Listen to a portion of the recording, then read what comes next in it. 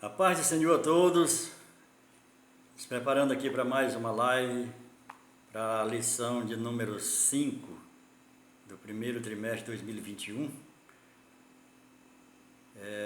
Desta feita, a lição de número 5, o título da lição é A Conquista de Jericó. Compartilhe, comente e nos dê um like ou dislike. Vamos para a lição. O título da lição é A Conquista de Jericó.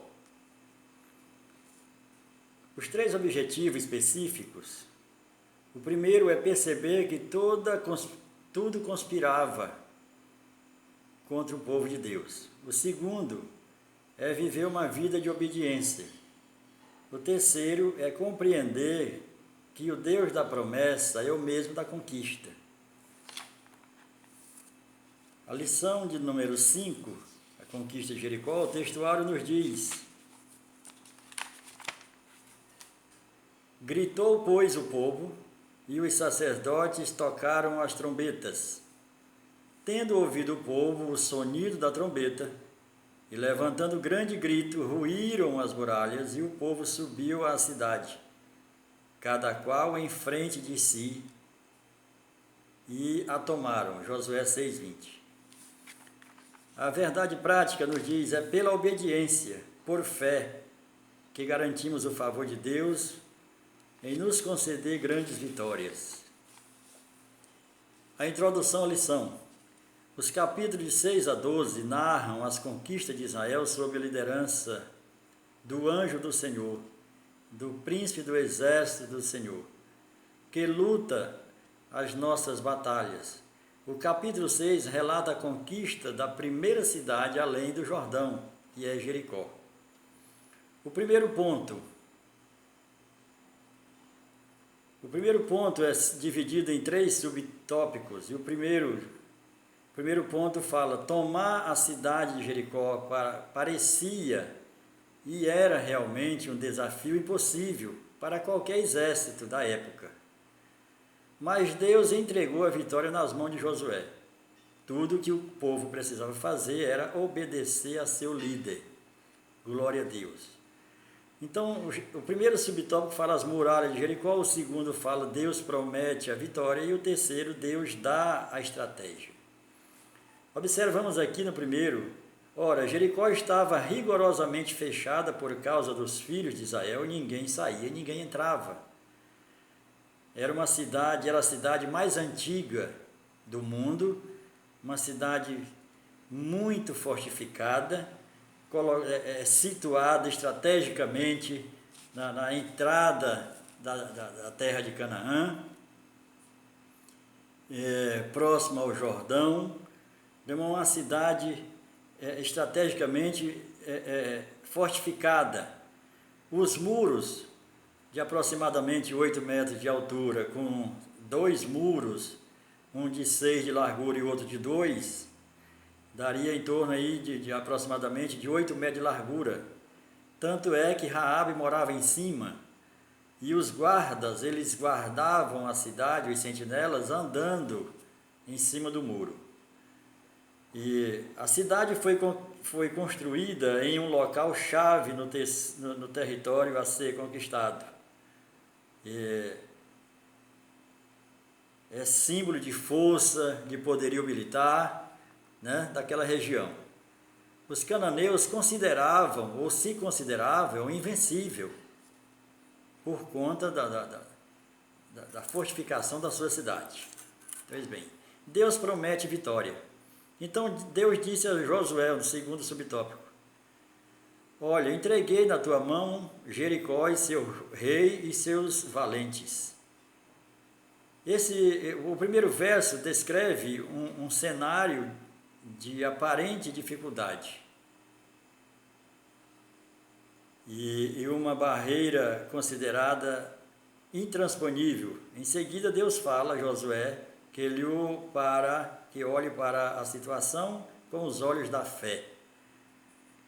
Nós nunca vamos vencer se nós olharmos com os nossos olhos humanos, com nossos olhos carnais, porque as promessas de Deus só se consegue ver com os olhos da fé. Lá em Hebreus 11, na galeria da fé, nós temos lá que pela fé nós cremos que os mundos foram criados, que Deus criou os mundos. Então é pela fé. E nós temos que andar em fé. É por fé que nós vamos vencer. Porque nós somos míope. A nossa visão ela é muito limitada se nós formos olhar para aquilo que Deus preparou para nós. Nós temos apenas que crer. É assim que nós vamos vencer. Crer e esperar, assim como diz o salmista, esperei com paciência no Senhor. Amém? O terceiro subtópico fala, Deus dá estratégia. Nós temos que ser sensível ao Espírito Santo, porque o Espírito Santo fala à igreja, e nós somos igreja de Cristo. Então sempre o Espírito Santo está falando. E aqui Deus dá estratégia. 7 sacerdotes levarão 7 trombetas de chifre de carneiro adiante da arca. Observamos aqui que aos olhos humanos é loucura. Como vencer uma cidade daquela natureza, com todo aquele poderio bélico, com toda aquela fortaleza, com uma situação dessa, com chifre de carneiro. Nós observamos aqui que as armas de Deus, elas não são as nossas armas. O profeta Isaías já dizia no capítulo 55, de 8 a 10, que os pensamentos do Senhor não são mais altos do que os nossos pensamentos, que os seus caminhos são mais altos do que os nossos caminhos. Então não é para nós compararmos. Nós temos que ter a sensibilidade para ouvir o Espírito Santo, para andar de acordo com o Espírito Santo. Porque se a gente for procurar uma lógica para a estratégia de Deus, nós nunca vamos vencer. Porque não tem lógica, não é na lógica humana. Amém? Glória a Deus. O segundo ponto da lição fala, o povo obedece. Josué 6, de 6 a 19. Em que pese a garantia de vitória, para que esta fosse concretizada, era fundamental que a liderança e liderados obedecessem ao Senhor em todas as suas situações ou instruções. Observamos aqui que o nosso Deus, que o nosso Senhor Jesus, é nosso Senhor não por acaso. Ele é o nosso Senhor e Ele que está no comando. Nós somos servos. E muitos se esquecem disso. Fica até colocando o Senhor na parede, né? Eu determino, eu não aceito, e esse tipo de coisa. Não, nós somos servos. Nós temos que ser obedientes. O governo de Cristo já está, desde que ele começou, que ele passou pelo batismo ali, por João Batista, que ele implantou o reino dos céus na terra. É claro que só é súdito dele quem obedece. Quem não obedece não faz parte do reinado dele, né? Então nós somos súditos de Jesus porque aceitamos a Ele como Senhor e Salvador. E o reino de Deus, agora nós não fazemos o que queremos. Agora nós não fazemos a nossa vontade. Nós mortificamos a carne todo dia. Assim como Paulo, em sua carta, diz que nós somos entregues à morte todo dia. E que eu não vivo mais, mas Cristo vive em mim, ou Cristo vive em nós, para aqueles que deixam o Senhor ser o Senhor da sua vida.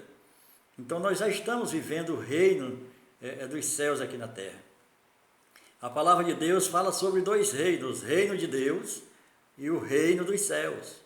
O reino de Deus é todo o cosmo, é todo o mundo que Deus criou. Agora o reino dos céus é o milênio. E Jesus, ele veio pregar sobre o reino dos céus, porque nós vamos reinar com ele se nós tivermos ele como rei. Ele mandando nas nossas vidas, ordenando nas nossas vidas, e não mais o nosso eu. A nossa tarefa agora é matar o nosso eu um pouco a cada dia. É essa a nossa luta. Não temos que lutar contra a carne nem contra o sangue, mas contra as potestades. Glória a Deus, aleluia. E aqui o segundo ponto fala: o povo obedece a Josué. O povo obedece a Josué, Josué obedece a Deus. É assim que funciona. O Senhor sempre tem na terra um representante, um embaixador, desde Adão. Sempre o Senhor tem um representante, tem um embaixador, tem um cônsul. E nós devemos sempre estar em obediência com esse embaixador, com esse cônsul, com esse representante. Quando isto está funcionando como vamos dizer assim, como uma engrenagem, aí tudo funciona, porque os liderados obedecem o líder obedece a Deus. Aí a vitória vem. Amém? Glória a Deus. A obediência, ela precede a bênção. Deuteronômio 28. A obediência precede a bênção, ou seja, quando você vê uma pessoa abençoada, é porque ele já obedeceu antes. A humildade precede a honra. Ou seja, quando você está vendo uma pessoa sendo honrada, é porque ele já foi humilde antes. Amém? Glória a Deus. Então, nesse segundo ponto, que o povo obedece a Josué, Josué obedece a Deus. No terceiro subtópico, fala sobre Raabe. A família de Raabe será salva. Josué 6,17. Porém, a cidade será condenada, ela e tudo quanto nela houver, somente viverá Raabe, a prostituta, e todos os que estiverem com ela em casa, porquanto escondeu os mensageiros ou os espias. Raabe não foi salva porque escondeu os espias. Se você vê o texto, você vai perceber que ela foi salva porque ela reconheceu o Deus dos céus e da terra. Ali ela reconheceu, ali ela aceitou, ali ela se converteu. Daí ela, por conta disso, ela fez esse pacto com os espias. Amém? Porque senão ela teria sido salva pelas obras. E nós não somos salvos pelas obras, nós somos salvos pela graça. Ela foi agraciada, ela reconheceu, ela foi escolhida, a casa dela foi escolhida, ela percebeu isso e ela reconheceu o Senhor dos céus e da terra, por isso ela foi salva. O terceiro e último tópico da lição fala: a vitória acontece.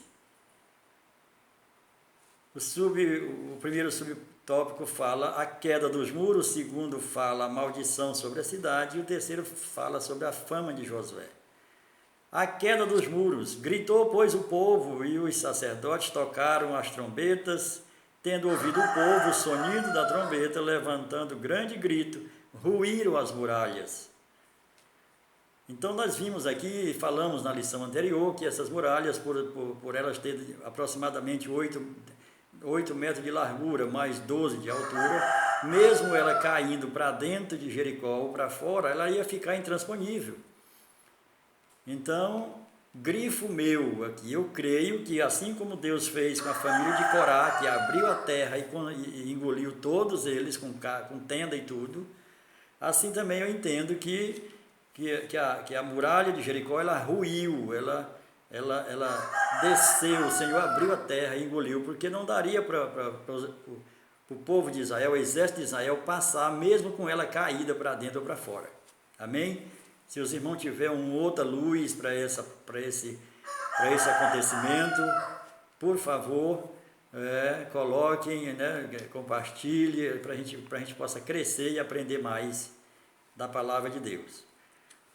O segundo subtópico fala sobre a maldição sobre a cidade. Josué 6:26. Naquele tempo, Josué fez o povo jurar e dizer: maldito diante do Senhor seja o homem que se levantar e reedificar esta cidade, Jericó. Porque a maldição seria que com com a pedra fundamental que ele fosse para reedificar a cidade, morreria o seu filho primogênito. E quando ele estivesse encerrando a obra, fazendo os portões, as portas, morreria o filho caçula. E essa maldição, ela tem base em Deuteronômio 13, 12 a 18. E ela teve o seu cumprimento